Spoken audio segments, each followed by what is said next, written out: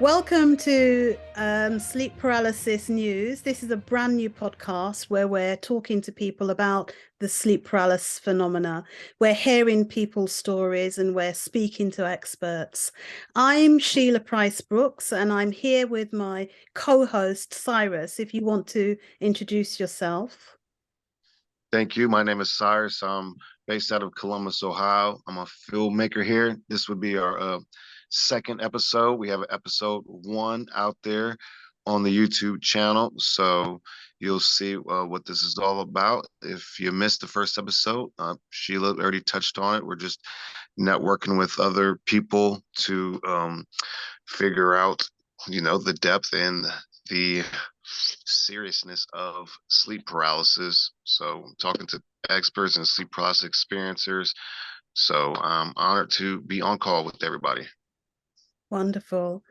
And we have on today's show Davena, and Davena has very kindly offered to share her experiences with us. So without further ado, let's kind of go into the sleep paralysis story and speak to Davena and hear about her experiences and what she's been through and if she has any remedies, solutions, thoughts about what it is and so forth.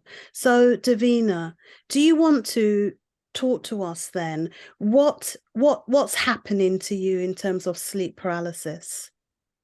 Sure. Thank you so much for inviting me on. Anything that we can do to get people to talk about this and to learn more about it. I don't know that we'll ever figure out a root cause, but we keep digging, we'll get more and more information. So thank you for letting me participate in this. I've had sleep paralysis episodes since I was a kid. They were slightly different as a child than as an adult. A child's imagination will take you places that an adult may not go when you're imagining whatever it is that's in the room with you.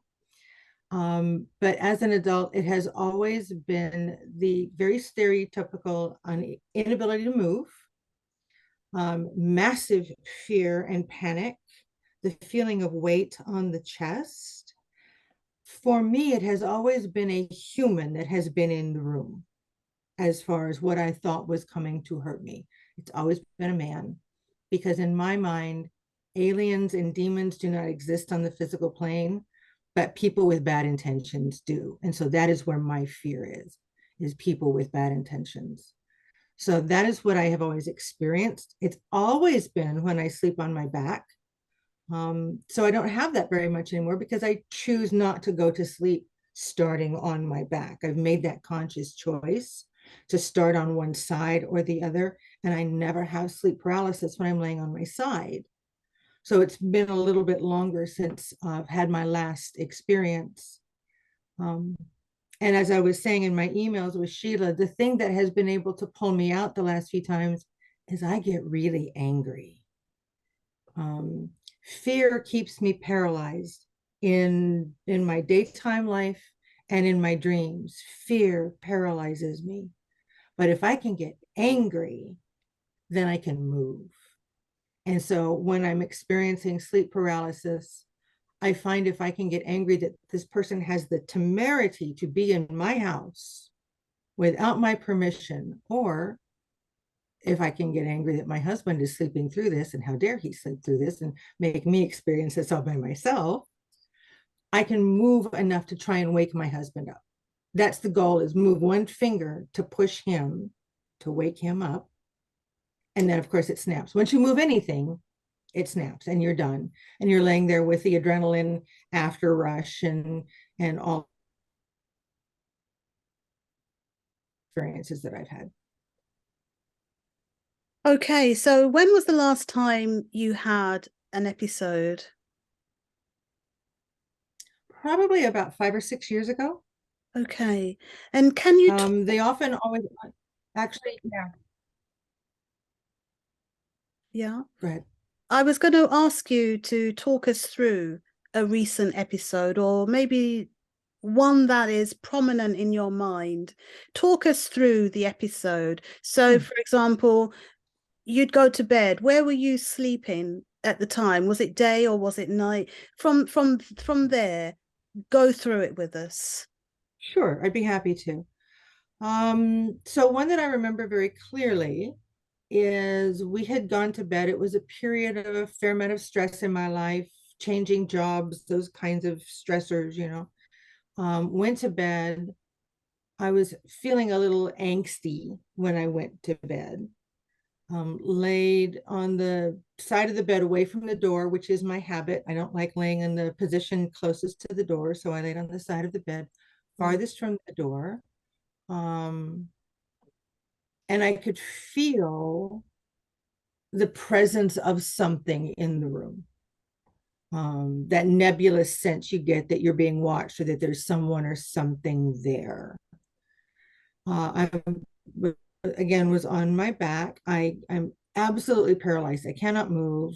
My heart is racing a mile a minute.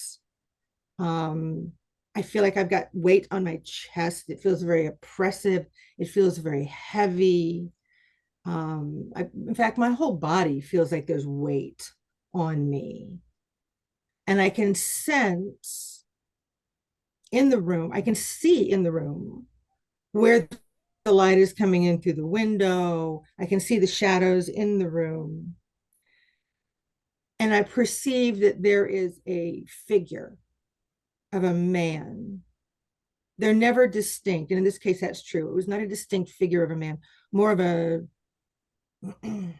man-shaped shadow. Did Let's he have a call it hat? that, a man-shaped shadow. Did he have a hat on? Yes, yes, he had like a stocking hat Oh, on. how did I know to ask that? I had never thought about that, but yes, he did. He had a stocking type hat on. That's It's like you creepy, can't huh? really see the head. Huh? That's creepy that I knew to ask that. That That is a creepy. lot of That people say that, so that's why I just asked. really. Wow. I see that I had not heard in any of the lore that I had read about a hat. Yeah, So, but yes, he did have the head covering. Oh, yeah, it's very common. So, It's also and he referred worked to as his the way around, or shadow. it worked its way around my bed. And at roughly just before it got to where it was directly in line with me, I was so angry because I was getting angry this whole time. First, it was fear, then it was, how dare you? And how dare you not be waking up while I'm dealing with this terror? Make me do this on my own. And as he got to roughly directly in line with me, I was able to make one finger move so I could push my husband and wake him up. And then I was awake. I was exhausted. I still had the heart racing. I still had all that adrenaline flowing through my body.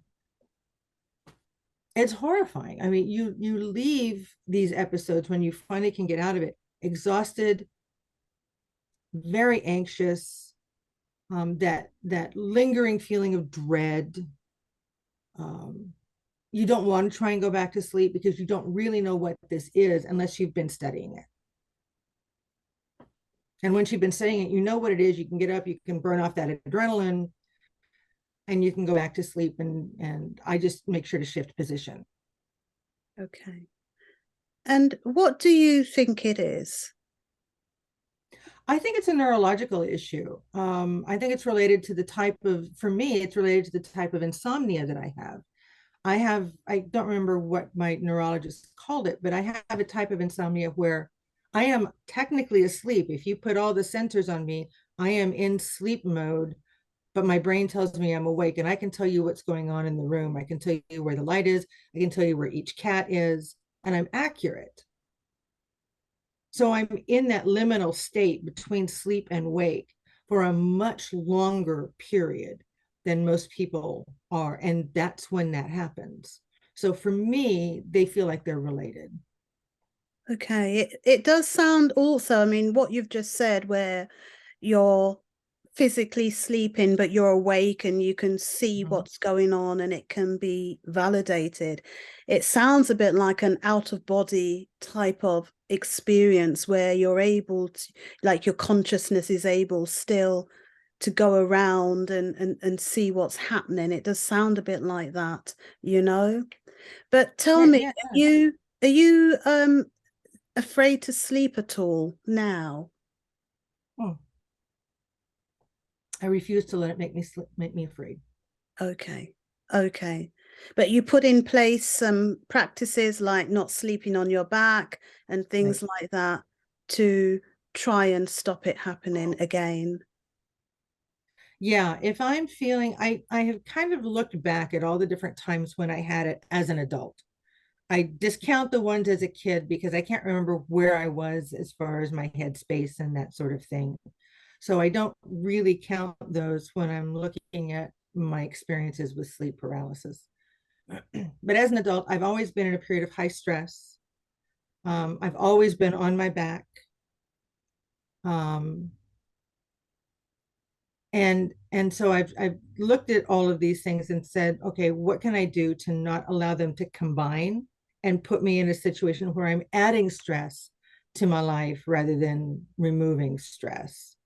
So I sleep on my back. If I'm really angsty, I stay up a little bit. I don't go to bed immediately, even if I know I need to get to bed. I don't put myself in a position where I'll get bad sleep. I'd rather get no sleep than bad sleep. Yeah. Yeah. So if I'm still in that churning mode, I'll sit up, I'll meditate, I'll give myself a little energy. I'll do something to shift my energy, my body's energy, so that I can go to sleep a little better on my side. Okay. Yeah. Were you going to ask something, Cyrus?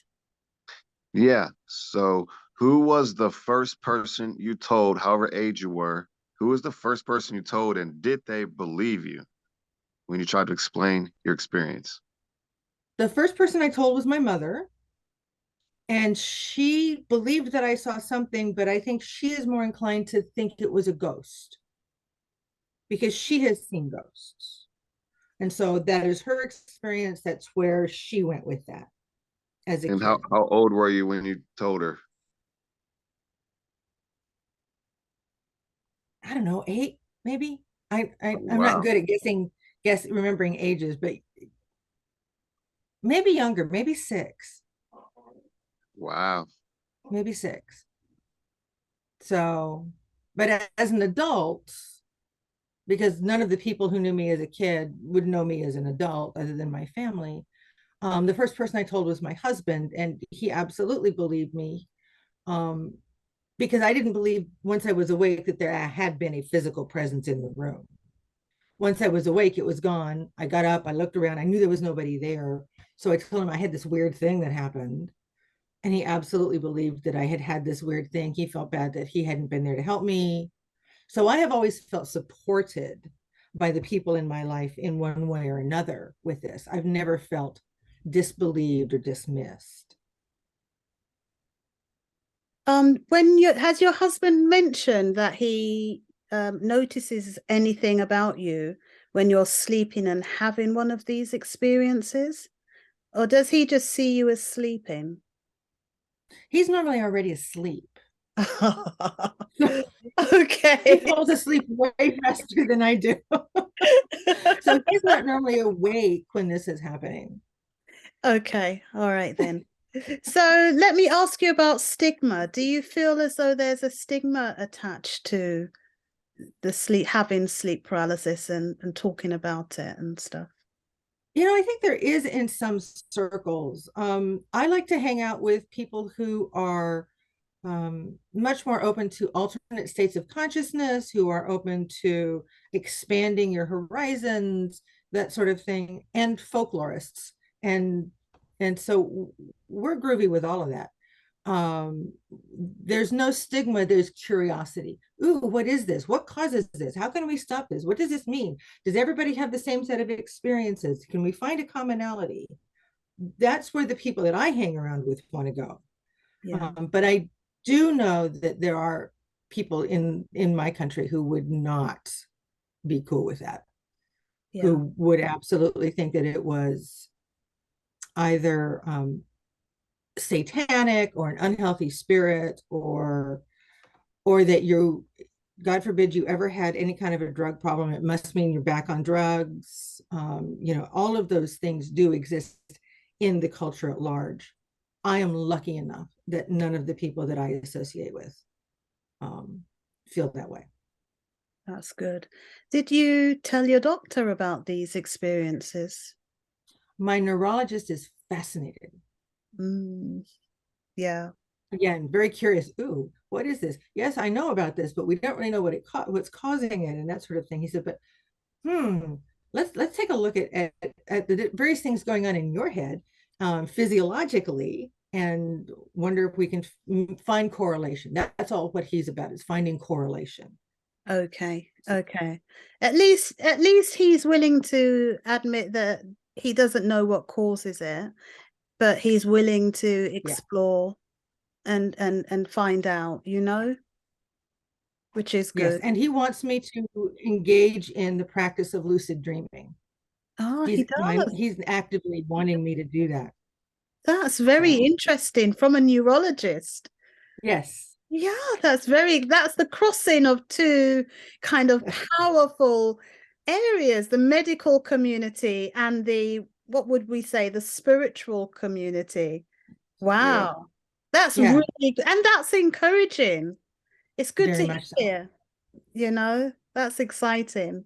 That's great. Yeah. Okay, I think I've asked all my questions, Davina. I don't know, do you have anything else, sis? I Cyrus. guess just to take from one of your questions from our early episode, are you glad that these episodes happened to you, or do you wish they never happened at all? I can't say that I'm either. I'm certainly not glad that they've happened because they have been stressful. But I don't wish that they had never happened because they led me down a path of self-discovery and led me to exploring things that I might not have explored otherwise. Um, I also know that when I was studying in college, I went back to college as a grown-up, which I recommend everybody do if you're interested in learning. You're not learning to be an adult as you're learning what you're learning in school, so it's much more fun. Um, and I was studying anthropology and folklore. And in one of my classes, we talked about an immigrant group. And Sheila, if I can find the article, I'll email it to you. Yeah. Um, where there's a certain immigrant group that experiences what we would call sleep paralysis. They believe it to be a demonic assault. And if it happens 3 times and they can't stop it with the proper rituals, they die. That Wow. is their belief. That is their cultural belief. Now, whether that has changed or not, I don't know, but I will try and find you that article, Sheila, for your research. I related to that. I never thought I was going to die, but knowing that there are different ways of looking at sleep paralysis around the world was really fascinating to someone who has it. And it allowed me to talk about what that felt like to have it in that class and educate a bunch of students who did not have it and didn't know what that was like and didn't even know it existed.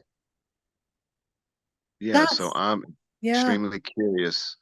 I'm extremely curious on why so many people from all over the world are, you know, having a hallucination of a dark figure. And it's not necessarily a troll or a mummy, Santa Claus, leprechauns, all the different fictional characters that we can come up with. I've got a lot of fans from facebook.com/ sleep paralysis. I got a lot of fans from America, Indonesia, China. And so all these stories are similar. So I'm trying to make sense of it for many years now of why we're seeing figures along with my experience. And it's almost, and this isn't 100%, but for my explanation where I'm at, it's almost like your subconscious mind, who knows all your fears and knows all your sins, seems to be a reflection of that man that knows. I'm sorry if I'm getting too deep on everybody, but it's some deep stuff. He knows your sins, he knows your fears. And so that's why when he creeps up on you, you feel more fear, you feel more pressure on your chest and on your body. That subconscious, it's like the demon of your subconscious mind. And I'll touch on that more. I'll leave it right there. But that's where I'm going, and I'm open to listening to everyone else's explanations as well. I think the thing for me is that it's the same images that regardless where you are in the world, male or female, you see the same, like it's the hat man, the shadow man, the wisps of smoke. You may feel the sensations. It's all the same. So with variations, yes. And it makes, I just have to say, you know, how is that possible? How can so many people hallucinate the same thing? You know, the same, that we can draw the same picture. We use the same phrases, you know, we describe it the same way. It does leave me with a huge question mark and asking, how is that possible? No two people will have the same dreams, let's say. We dream about different things, but this experience is totally something different, you know? Which is very, very interesting. And yes, there's a lot for us to find out. And I think this is just the start of it.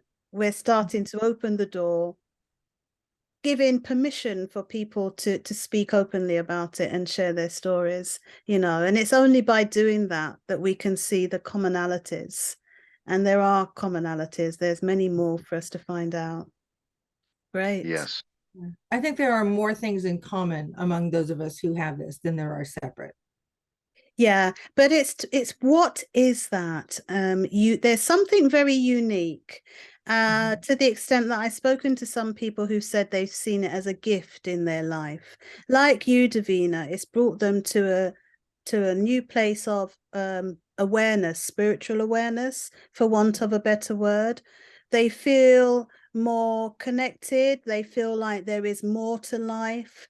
There's more than this physical existence. There's something else going on. They're asking those questions and they're on that journey, you know, which, like you, if it wasn't for the sleep paralysis, they would still be doing the same things and not asking questions, you know. So there is something there, but it's, what is it that connects us all who experiences it, you know? Maybe we'll find out, maybe we won't, but it's good to try and search for the answers, you know, definitely. Okay. Yeah. Well, I think we've reached the end of this episode, unless there's anything else, Davena, that you'd like to share with us. Not that I can think of. I am just so delighted that people are looking into this in different ways. I'm sure that there's someone looking into this in an academic setting somewhere. But this, I think, is such a valuable effort to connect with people in the one-on-one, in a non-academic setting where people feel more free to be themselves. Because as we know, place and design matters in how you speak to other people. Do you feel comfortable, or do you feel like there's a hierarchy of authority? This feels much more accessible to a lot of people. And having the Facebook page and other ways for people to connect with you, I think you're going to get a lot of information that folks might not share otherwise. And so I really applaud your effort with this, and I'm happy to see it. Great. Thank you. Thank you very much, Davena.